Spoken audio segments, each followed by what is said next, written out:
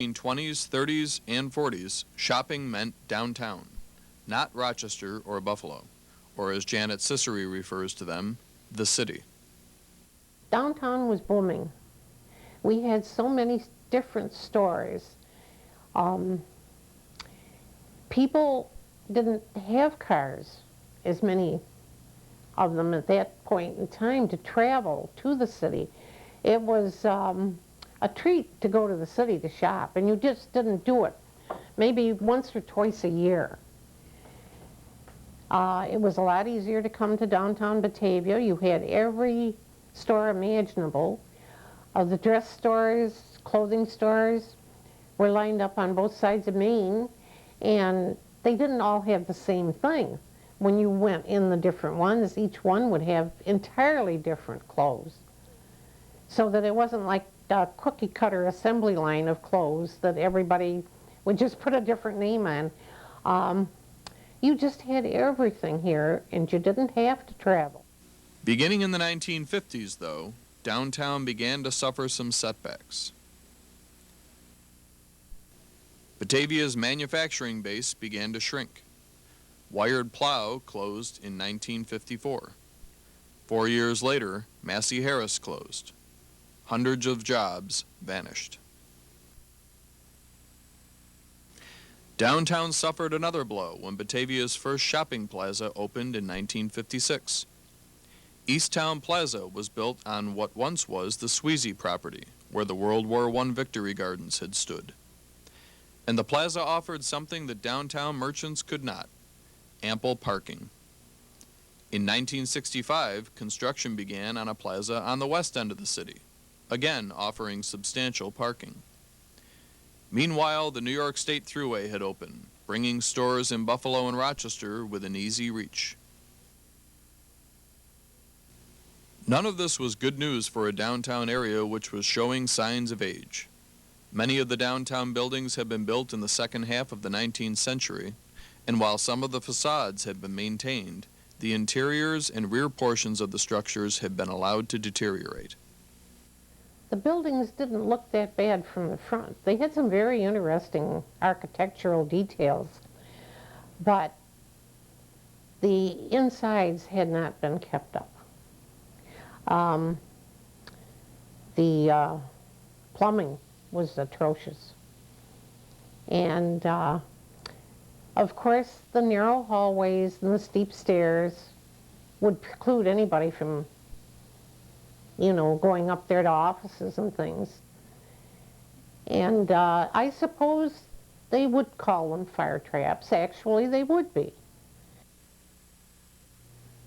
It was typical of the typical three-story brick buildings with where people lived on the second or third floor and owned businesses on the first floor. But by the time urban renewal came around, a lot of those buildings were empty. Business was moving out of the city, or not to the extent it is now, but there were a lot of bars and lunchrooms, and it wasn't that attractive, but no effort was made to bring new businesses in there. Even the stalwart Richmond Hotel had been allowed to fade. But the Richmond Hotel was quite a sturdy building outside, but the inside had deteriorated. That was another thing, that the people, if it had seen its day and hadn't been kept up to date and modernized inside. And it was really stuck back in the early 1900s. The rooms, I mean, it just wasn't a place that you would recommend that anybody would stay. Rear of all the stores got pretty bad, run down, and ancient bricks and all were giving way, and including the hotel. And so it became quite apparent that it wasn't a site that you looked at. And as time went on, there was kind of a creeping blight, is what it was called. And down from the third, well, we had just a couple four-story buildings. Most of them were three stories.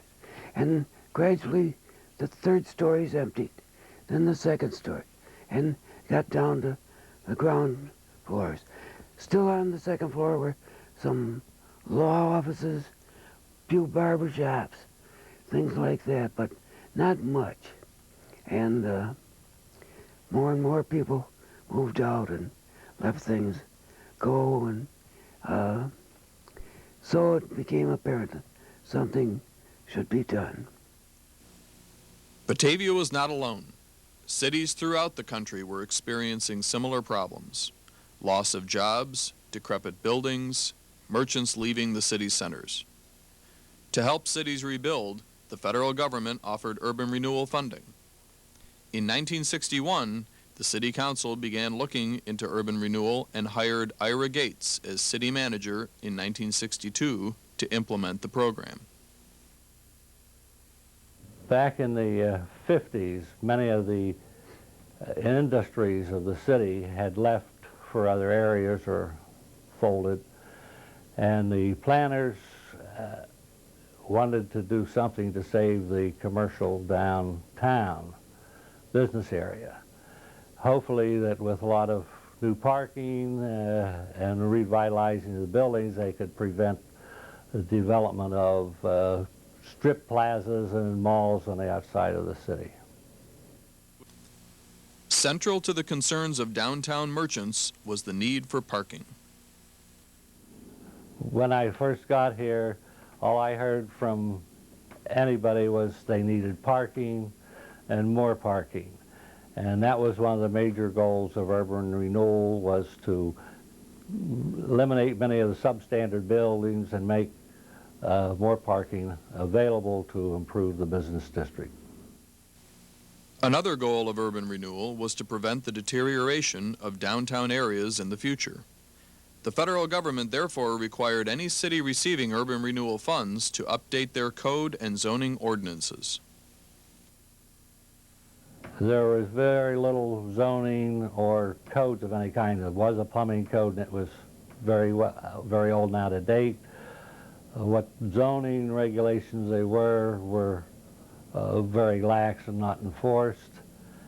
And the city was just left to grow on its own. The lax zoning situation resulted in substandard living conditions in the top floor apartments in some downtown buildings. City Manager Gates saw many of these apartments. The second, third floors of the buildings were very overcrowded, often with migrant workers. Electric facilities were poor, sanitary facilities were very bad, extension cords running from one room to the other. I had visited the place with the fire chief, and we thought the whole area was quite a fire hazard. Some business owners attempted to update their buildings on their own. Don's Dinette, for instance, underwent a makeover of both its interior and exterior. Yet some refurbishing projects could go awry. Some renovations failed to fit in with the surrounding buildings, resulting in an architectural hodgepodge. And some, perhaps, should never have been undertaken in the first place. Perhaps the most bizarre transformation was that of the old St. James Church on Ellicott Street, which had been built in 1836. When the congregation built the new St. James, the original structure was sold and used for a time by a fraternal organization. It was then remodeled into, of all things, a gas and service station. There could be no arguing that the physical as well as the financial luster of Main Street was on the decline. And so in 1962, the city applied to the federal government for urban renewal funds. The first urban renewal project was considered a success by most residents. The majority of the buildings in the Main Court Jackson Ellicott quadrangle were to be removed to make room for new buildings and a vast parking area, something local merchants very much wanted to see. While there were some solid buildings, it was decided that virtually everything in the entire area would be leveled. Ira Gates explains. The buildings facing Main Street looked fairly well. However, the interior of the block was in horrible condition. There was an alley ran down the center which served one of the main businesses of the street, Soloway's Hardware, and there was no parking at all. There were several houses in the center that were occupied and still had dirt floors. The Franklin Mill was a very tall building. It had a lot of feed stuff. There was railroad siding to it. It was quite a fire hazard because of the dust. There was several other derelict buildings in the center that were falling down, empty, and sort of became a target for accumulating a lot of trash.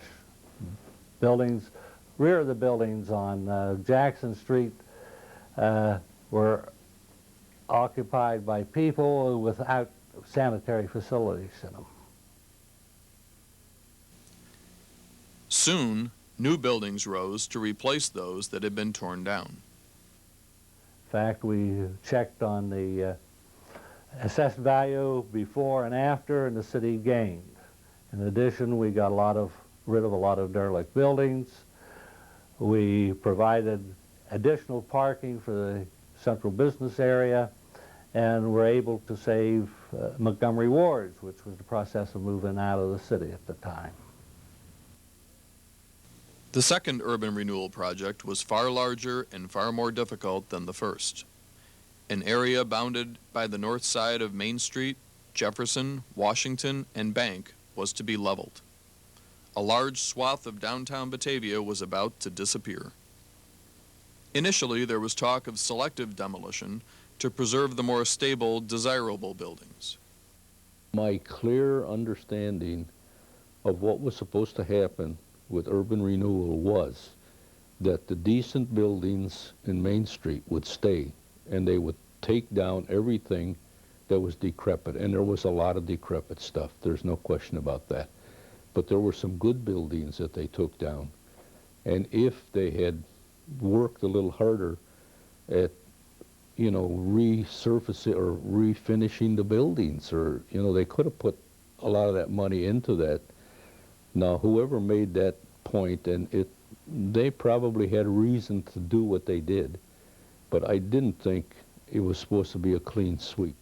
But it's too bad that they couldn't have rehabbed the old buildings somehow, even if they kept the facades. I suppose, well, the government said, here's the money. So what do? You start knocking everything down. And luckily we ran out of money before we get through the entire city. But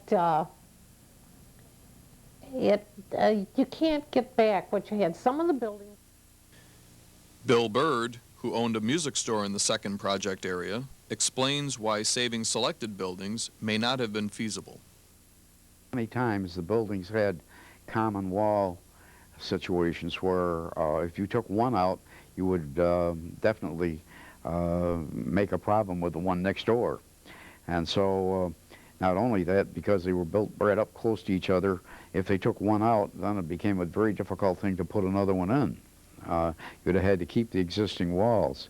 So as a result, probably it was the most practical thing to take it and pull the whole thing out and do the whole job at once.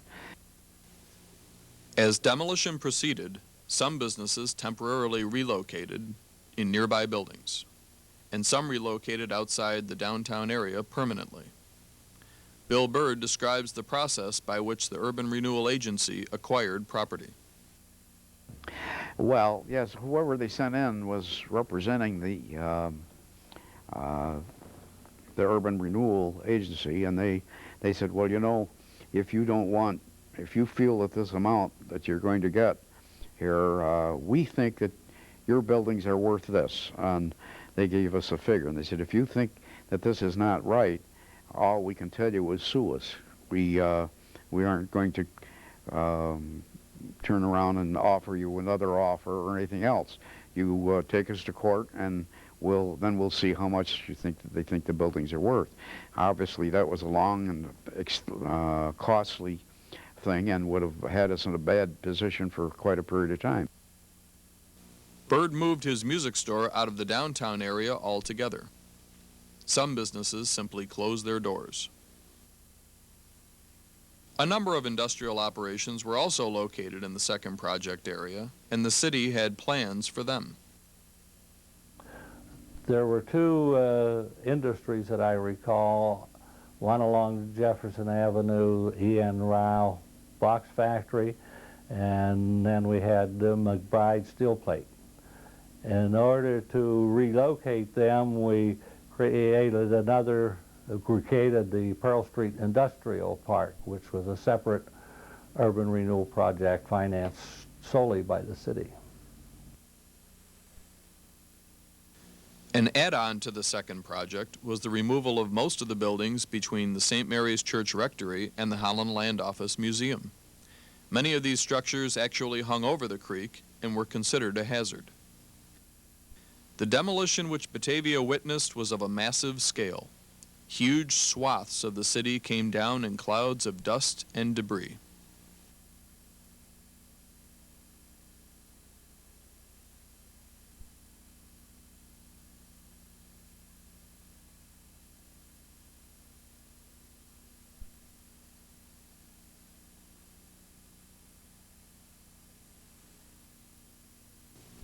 City Council, after input from the public, decided to endorse an enclosed mall to replace the buildings on the north side of Main Street, and a developer was hired. The already cleared area could easily accommodate the mall as well as ample parking. But Batavia's timing couldn't have been worse. The city had acres of cleared space in the midst of its business district, just as the recession of the early 1970s took hold. The mall developer backed out, citing the nationwide economic downturn. In the meantime, two more shopping plazas had opened on the West End, further draining customers from downtown. Months passed, and the vast lot remained vacant. With no developer at hand, the city decided it had little choice but to act on its own.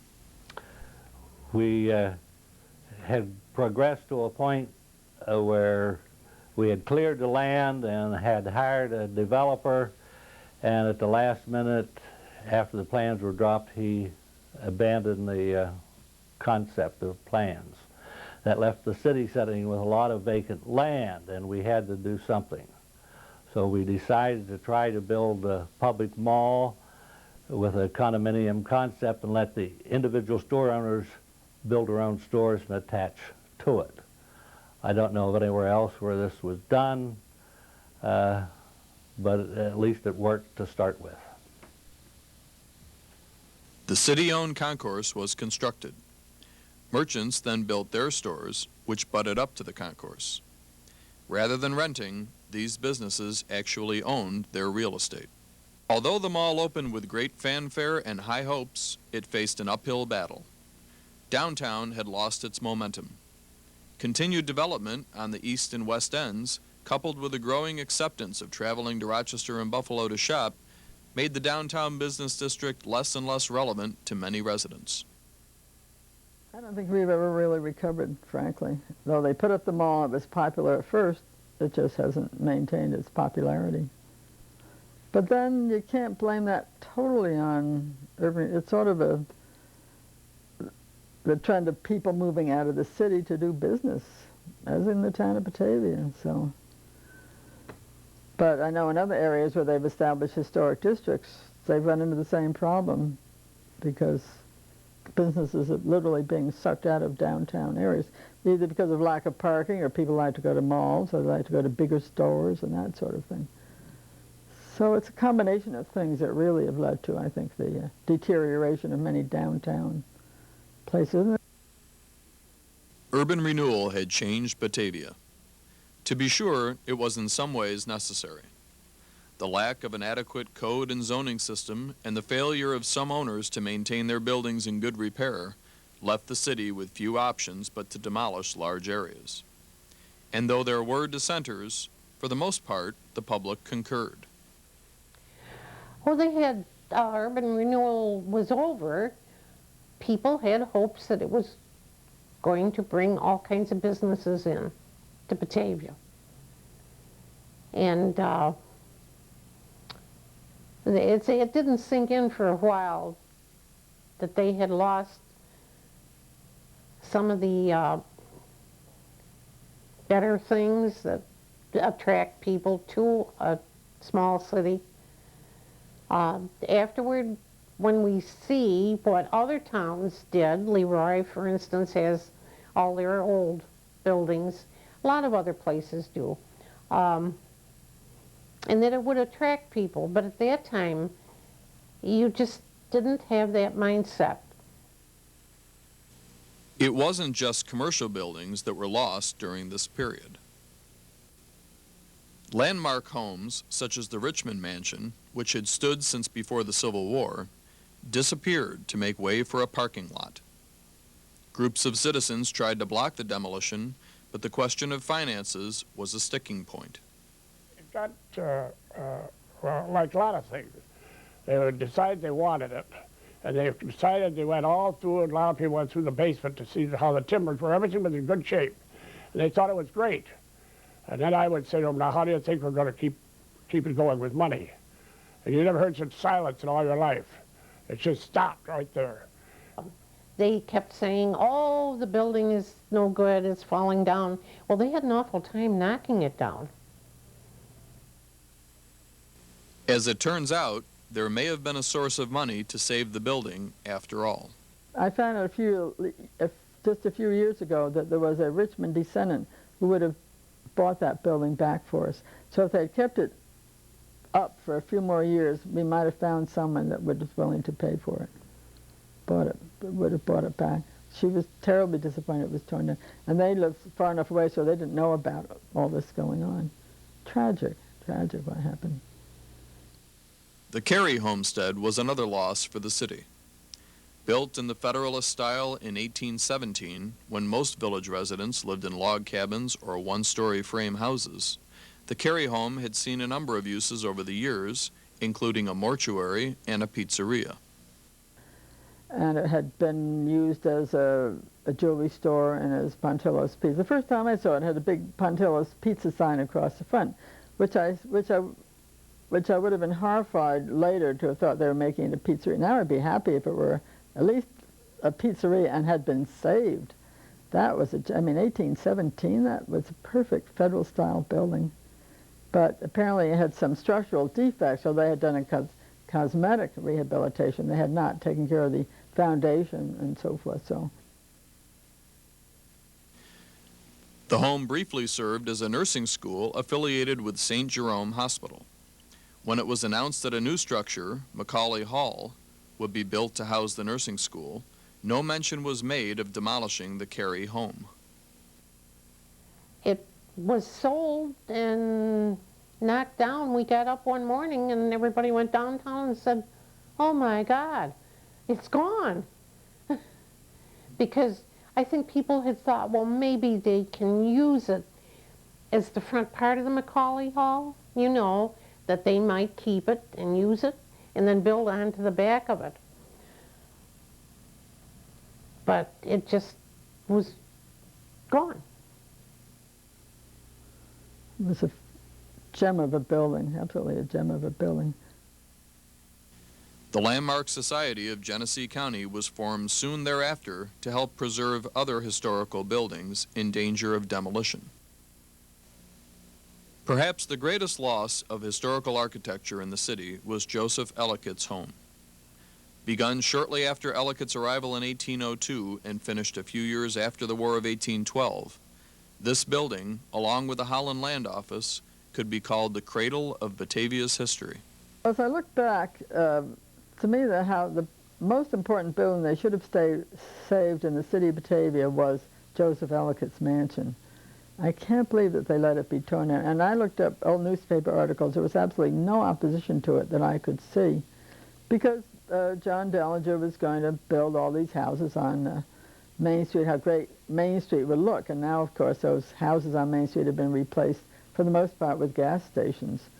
But you can see the older houses as you go further down, Dellinger, Thomas, and what's the other one? Porter, yes. And they were all named after people that were involved in the development of that area. But what a shame we don't have the Ellicott Mansion.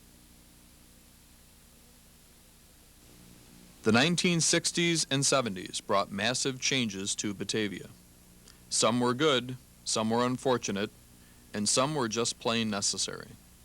But there is no doubt that the city lost some of its charm in the process. People still were not into the mindset that they should hold on to some of the old things that belonged here. But recently, things have begun to change. Some of the city's historically significant buildings have been placed on the National Register of Historic Places, and the local Historic Preservation Board has moved to limit exterior changes on others. City Council has begun looking at physical changes which could make the downtown area more attractive to businesses and shoppers alike. Perhaps no change would be as dramatic or as welcome as the proposal to update the mall's facade. The potential alteration is dramatic, giving the mall an attractive, almost glitzy look. And the city's new master plan suggests zoning changes to help stabilize neighborhoods and keep the city as a whole an attractive place to live. In the end, that is what Batavia has going for it. Most residents find Batavia an attractive place to live. It is a city of neighborhoods and neighbors, of civic organizations, of citywide get-togethers and celebrations, of people who care about their community. I like a small town. This is not a small town, but it is a small town.